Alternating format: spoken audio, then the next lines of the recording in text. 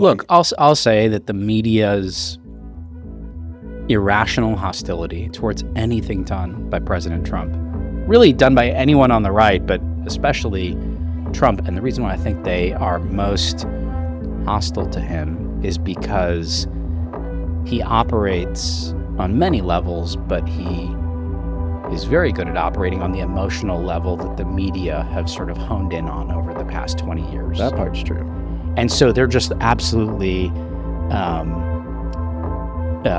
triggered by the fact that he does it and he's better than them. They used to be very good at it. Now they're not so good at it, and he's much better than them. And so there were things that we would plan meticulously when I was in the White House working for him. I'll give you an example.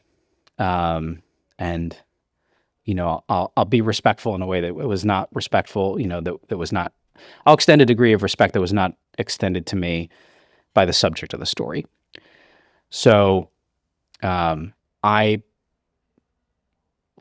initiated an effort, led an effort, executed an effort to rewrite the way in which we do all cyber operations in the United States government, aside from certain small area aspect of things that, you know, is not talked about, called NSPM 13. I architected it, me and my team executed it, and I utilized an obscure military Prussian philosophy called Auftragstaktik, Okay. which is called mission type orders, which we could go into, and probably not worth going into. Very well thought out, right? It took us a year plus to architect this complete rewrite. And we get a phone call from one of the top 3 national security reporters in the world, who writes for one of the marquee blogs, you know, New York Times, Post, whatever. And I guess they also have a print edition as well, but blogs. And he comes to the White House. And, you know, these people are all texting you when you're working at the White House, trying to get you to talk out of school.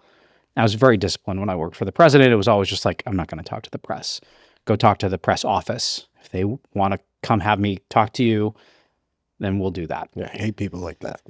So we sit down with him for an official backgrounder. And this guy comes in, and he's very pleasant. I've heard amazing things about you. You know, you're doing great, et cetera, et cetera. His blog, his newspaper, by the way, has been trashing me for like 3 years. That was very nice. He like gives me a copy of his book, signs it, the whole bit. And then we have like a 60-minute in-depth intellectual conversation about like what it is that we're doing, why I'm doing it, et cetera. And all that gets boiled down to former SOC entrepreneur Joshua Steinman had, you know, and then like basically kind of negative thing. Yeah. And so all that to say that there was almost nothing that we could do during the first admin, no matter how well-constructed, well-intentioned, effective, useful, name it, that wouldn't get spun negatively. And so I just can't trust these guys anymore. Yeah. Because I don't take them to be honest brokers. Yeah. Yeah. Yeah. Especially in the first term. I mean, it was like it's like mania. I mean, people lost their minds on all sides. I do think you're 100% right. I mean, Trump has just played the press like a fiddle for years and years and years and years. It's kind of and so on Doge, right? They're like, oh, Doge, this craziness, whatever. They're executing the powers and authorities of the President of the United States as delegated to him in the Constitution. And they're freaking out about it. It's like, no, man, that's actually the job.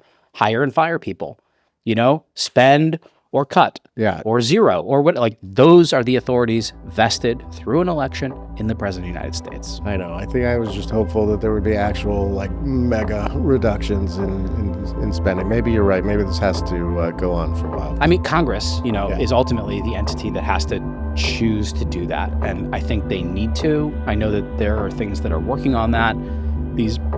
The recent, you know, package was not about that. It has to be like a genuine spending bill to cut those numbers. So I think the president wants to. Yeah, there's a give and take there in terms of who actually has the authority. He can stop spending on things, but the money actually gets appropriated by Congress.